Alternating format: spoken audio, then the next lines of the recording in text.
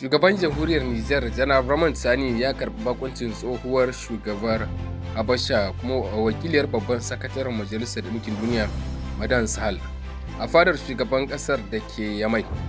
Ziyarar ta zo ne a wani bangare na aikin da Majalisar Ɗinkin Duniya ta bata na nazarin yadda ofishin Majalisar Ɗinkin Duniya na yammacin Afirka da yankin Sahel ke gudanar da ayyukansa.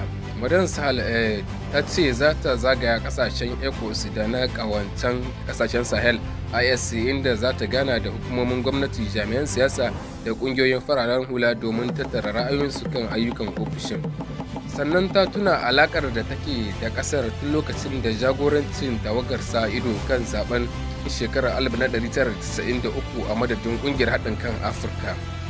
A nasa bangaren shugaban ƙasa Abdulrahman Tani ya sake tabbatar da cewa Nijar za ta ba da cikakken gudunmawa wajen nazari kan ayyukan ECOWAS domin karfafa haɗin gwiwa da zaman lafiya a yankin. An gudanar da ganawar tare da halartar wasu manyan jami'an gwamnati da mambobin majalisar tsaron ƙasa a CNSP.